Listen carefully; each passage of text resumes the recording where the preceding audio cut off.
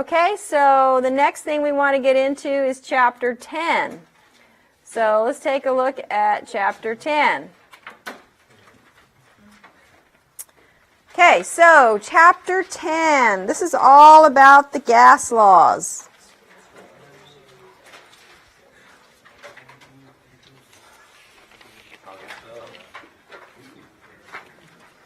Okay, now, what's the test on this weekend? Chapters what? 3 and 4. Okay, chapter 10 is not on this exam, the second exam, just chapters 3 and 4. But we're going to still keep moving on. So we're now going to be in chapter 10. So let's talk about chapter 10. This is going to be about the gases.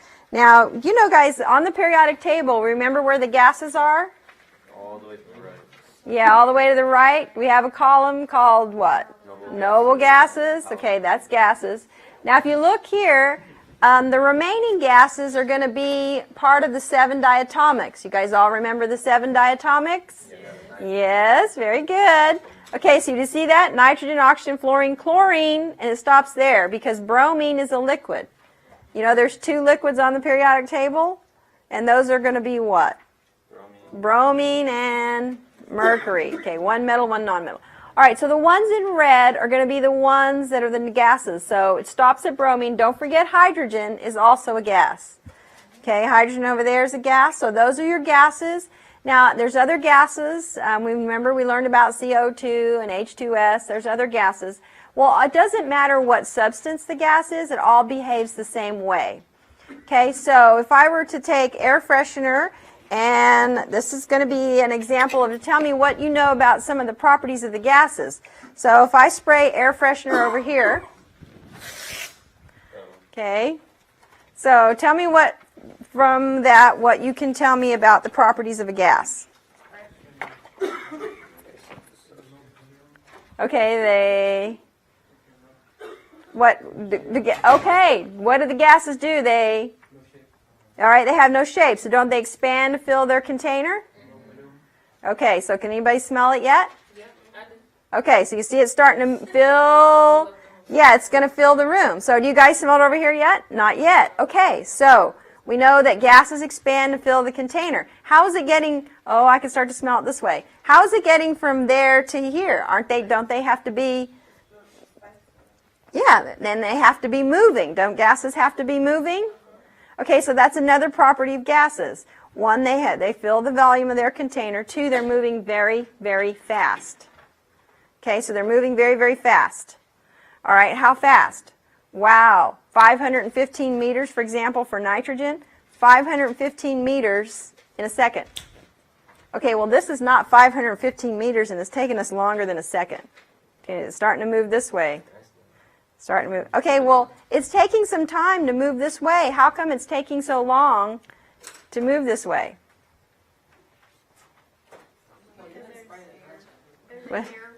Oh, right. There's air. Isn't there something else in the room? There's air particles, right? So actually, those gas particles are moving very fast. They're just slamming into all the other gas molecules and working their way through. So they're working their way through, so the gas molecules are moving very fast, and there are other gas particles in the room. Oh, well, if there are other gas particles in the room, aren't they mixing together? Yes. So now they're forming what we call a homogeneous mixture. What's another word for a homogeneous mixture? Solution. So can we say then that gases form solutions? Yes, gases do form solutions. That's another property. So gases form solutions. They're compressible and expand to fill the volume of their container. They do have lower densities, right? So gas is a lower density, so it's up here, not below solids and liquids. So gases have a lower density. Now we've talked about vapors and gases. What's the difference? A gas is something that exists as a gas at normal room conditions. A vapor is this liquid that we've heated up to be a gas. Okay? All right, so these properties of gases all are the same no matter what kind of gases they are. Does that make sense? All right, so there's also 4 variables that affect these gases, these properties of these gases. So let's talk about these 4 variables. Okay, we have pressure, okay, and that's the force exerted. Pressure is defined as force per area. We'll talk about that in just a minute. Volume, you guys know volume, right? Liters and milliliters. Okay, T stands for temperature. We all know how to do temperature. In this chapter with the gas laws, temperature will always be in Kelvin. Does everybody remember how to convert Celsius to Kelvin? Yeah, 273. We're going to add 273 to which one? Celsius. Perfect. You guys are awesome. Okay, so we're going to add 273 to Celsius to get Kelvin. So in this gas law chapters, you guys are going to have to remember that Kelvin is the temperature we always need to change and convert to. And then N is going to represent moles. Now the abbreviation for moles is MOL, but in this chapter, if you see an N, it's going to mean moles, okay? N can mean lots of different things, but in this chapter, it's going to mean moles. It's going to be the abbreviation. No, we're just going to say N is moles. We're just going to, yeah, it's going to be the number of moles. N is a number, yeah. Number of what? Number of moles. Okay. Let's talk about pressure. Yeah. Okay, so pressure is force per unit area. Pressure is force per unit area. So what is force? You guys in physics? Force is what? Mass times what? Acceleration. So we'll say in this case gravity. Okay? So force is mass times gravity. So here we are standing on Earth, and does air have mass? Yes, it does have mass. Why does air have mass? Yeah, you got all those particles, right? Don't we have all those particles, those little molecules, those little atoms, right? So it's going to have mass. It's got all those molecules. So air has mass. And mass in a gravitational field exerts a force. Force per area, like for example us pushing down on us, is that pressure. So we are all sitting under atmospheric pressure. Doesn't feel like it, but we are. Okay, so we have atmospheric pressure is the force that's being exerted by the mass in the gravitational field pushing down on us, like the whole column of air all the way up. That is going to be our force. So that's the pressure that we feel. Well, if we took that column of air and we ran it all the way up to, we run out of air, and we're going to take the whole mass of that. So you take all the mass of that air in the gravitational field exerts a force, and over per area. So we're going to define the area as 1 square meter. So 1 square meter. We're going to call that the whole column of air starting at sea level, because that's as low as we can get our column of air. We're going to define that as 1 atmosphere of pressure. Okay?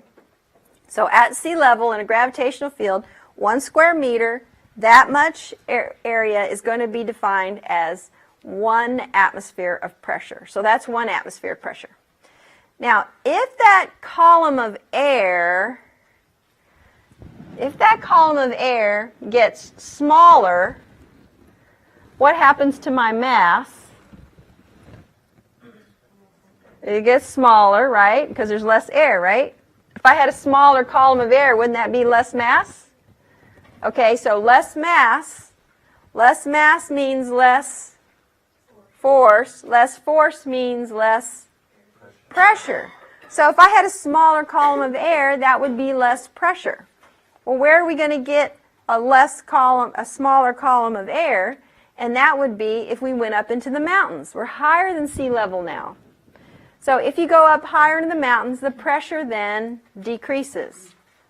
So what we're saying is if you go into higher altitudes, okay, so if we go up into higher altitudes, what happens to the pressure?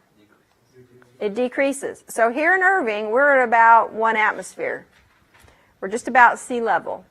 So that's going to be close to 760 millimeters of mercury.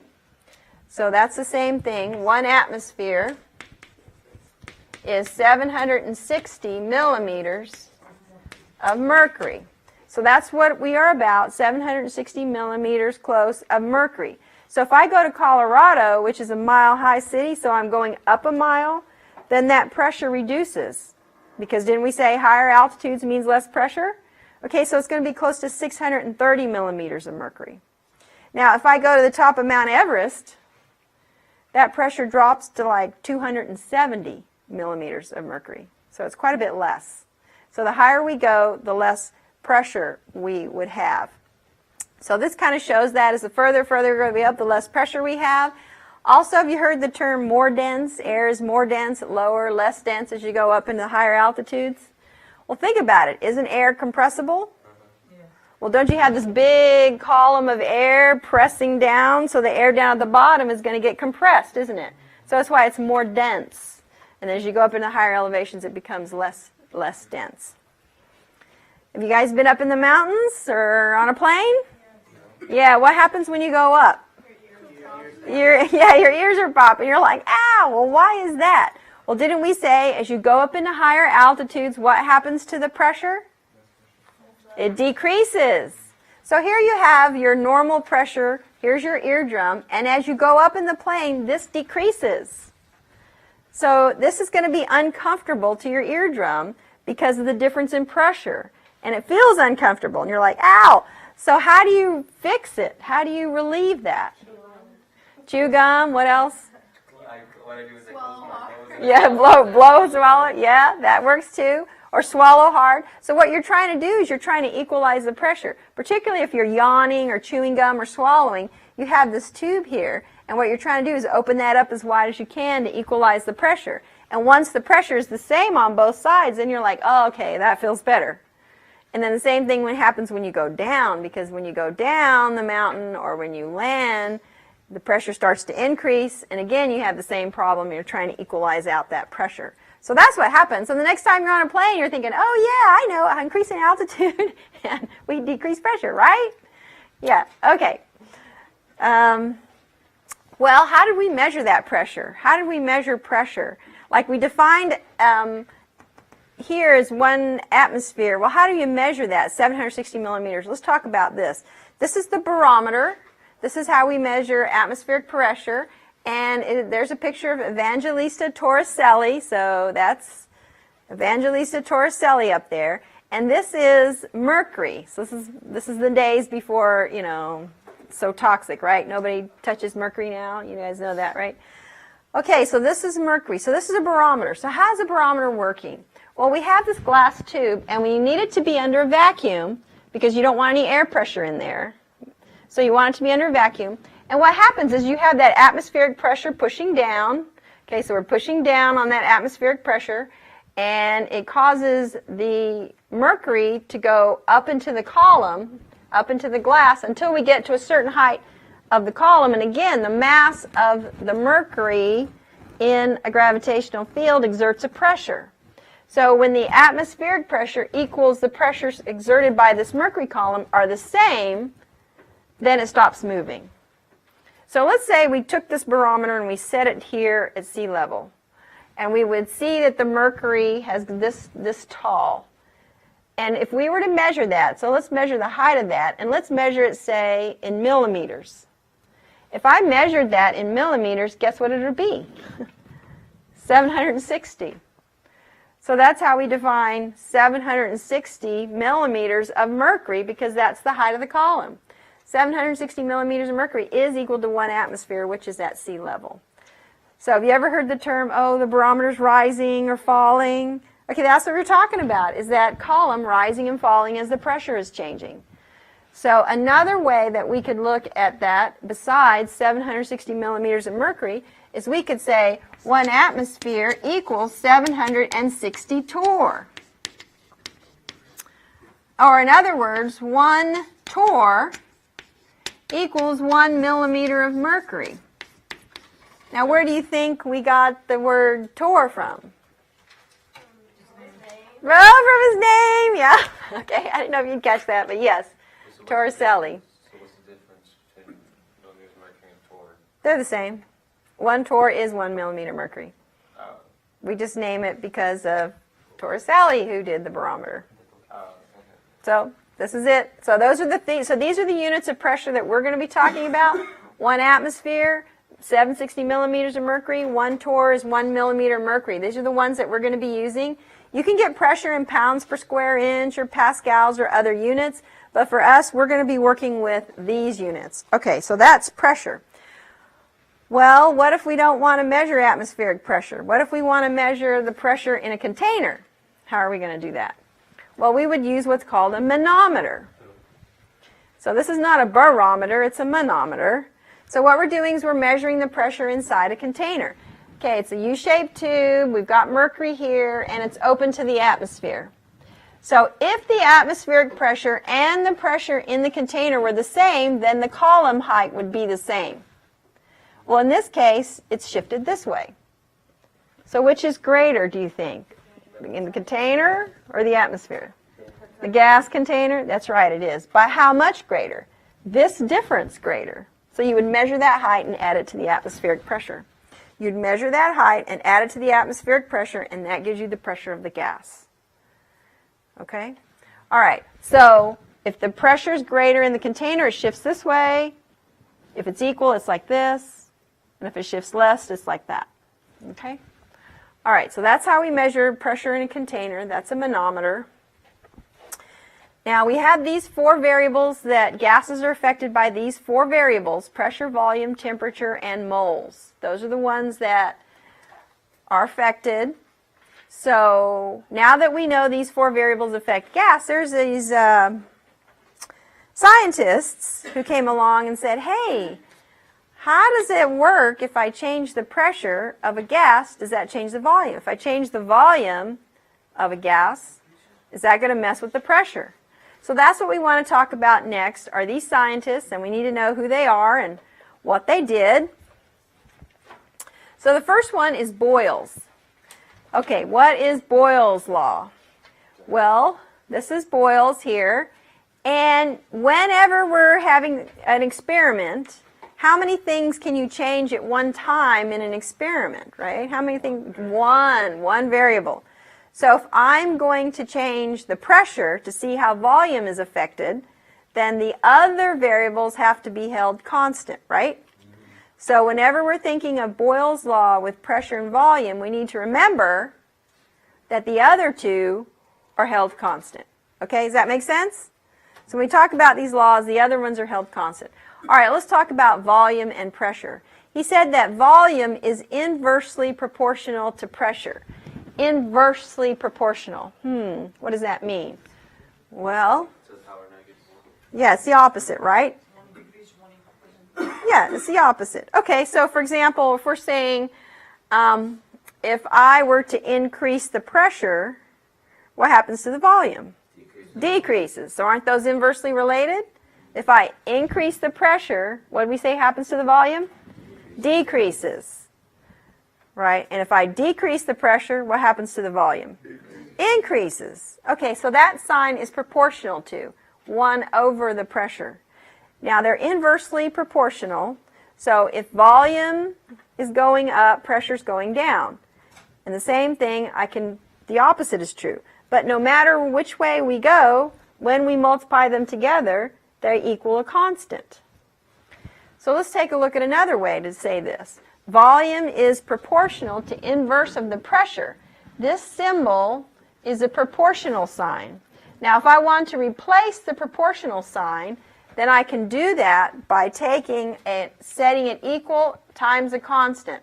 So that would mean that volume, let's rewrite that. So I'm saying volume is proportional to 1 over the pressure. I can replace that proportional sign with an equals and a constant. Okay, so I can say volume equals a constant times 1 over the pressure. Now that's a fraction, so how do I get rid of the fraction? What am I going to do? Move? Okay, so let's move that p over. So pressure times volume equals a constant is another way of saying that pressure and volume are inversely related. Be very careful. Does this look inversely anymore?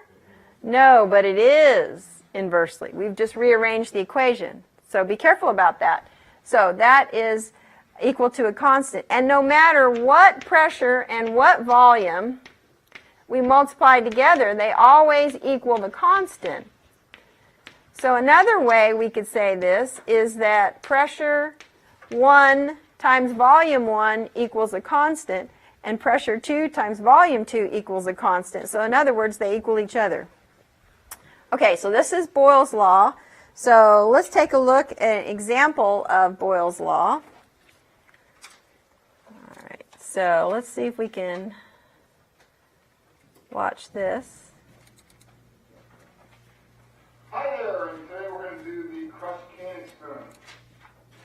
Hi there, and today we're going to... Okay, I was like, what happened to the video? Open it in another program. Hi there, and today we're going to do the crushed candy spoon. We've got a little water and some normal pop cans, and we'll start to steam now. We need some cold water. And let's see what happens if we turn it upside down into the cold water. What the? Oh, wow. Do that again. That's one. Okay, what's happening? The pressure is like, no, a few more temperature. The pressure is, right, the volume decreased, right? So that means the pressure has to be greater. Okay, so that means the pressure is greater than the pressure inside the can, right? Because the pressure made the can collapse. Okay, well, how did he change the pressure between the inside the can? Oh, hot and cold, that's right. That's right, because we heated it up and it's full of the vapor, right? And when you put it in the cold water, doesn't the water condense back? So that creates less pressure inside. So that's exactly what happens. The can was full of hot steam water vapor. When the top of the can touched the cold water, the water inside, the steam condensed, leaving a big vacuum. And the air pressure that's all outside here collapsed and forced the can to collapse. Okay, so that's an example of, it's like, how many times we had that? Okay, that's an example of Boyle's law. So here's another example of Boyle's law. Okay, so these are our lungs. It's our little lungs. Okay, here they are. All right, and this is your diaphragm. Okay, so if I push up the diaphragm, now the space, the volume inside has decreased, right? Yes. Okay, so what does that mean about the pressure? Pressure increases, right? So pressure increases inside, so it squishes out the air and the air comes out. Now, what about the opposite way? If I pull down, what happens to the volume inside? It increases. That means what happens to the pressure? Decrease. So doesn't the air rush in now and fills your lungs? So this is how your lungs work. This is an example of Boyle's law. So without Boyle's law, we couldn't breathe, right? No, we can't. Actually, we can still breathe. We just won't be able to explain it. Okay, so this is an example of Boyle's law.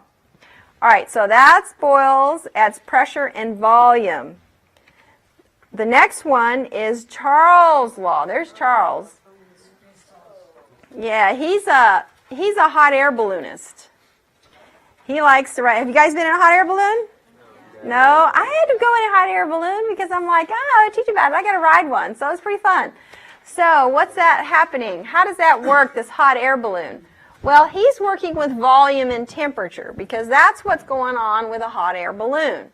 So when we did this hot air balloon, we went outside. It was cool outside. You want to go in the early morning where the air is cool. And then we just blow regular air into that balloon. But we don't fill it completely. We just fill it in partially. So it's kind of like not quite full. And once we get it mostly but not quite full, then we stop blowing air into it, and then we bring out this gigantic heater, and you increase the temperature. And when we increase the temperature of the air inside the balloon, it expands. And then we all jump in, and away we go. So what happens if we increase the temperature? What happened to the volume of the balloon? It increases. Okay, so if you increase the temperature, then we increase the volume. Well, how does a hot air balloon float away and take off? Well, that has to do with density. So if you talk about density, density is defined as mass over volume, right? Okay, well, if you increase the volume, what happens to your density? It decreases. So now the air inside the balloon is less dense than the surrounding air. And don't you remember? Things that are less dense float upward, more dense sink. Okay, so that's how the hot air balloon is working. So volume and temperature are directly related. So volume is directly proportional to temperature, and we can write it like that. Volume is directly proportional to temperature. I can replace that with a constant. Volume equals a constant times temperature. Move it over. Volume over temperature equals a constant. Now be careful, because doesn't that look like it's inversely related? And it's not, is it? Volume and temperature are directly related. So if I increase the temperature, what did we say happens to the volume? Increase the volume. And if I decrease the temperature, then what? Decrease the volume. Okay, does that make sense? All right, so that's Charles's law. He was a balloonist, hot air balloonist. Okay, and then this one, okay, Avogadro, yeah. I know, look at this picture. I mean, that's the best picture I can find of Avogadro. So, yeah. So I don't know, did he just have a bad artist? I don't know. So I don't know. Okay, well this one, you guys know this one. He was probably a really good artist, right? I was thinking somebody was a good artist.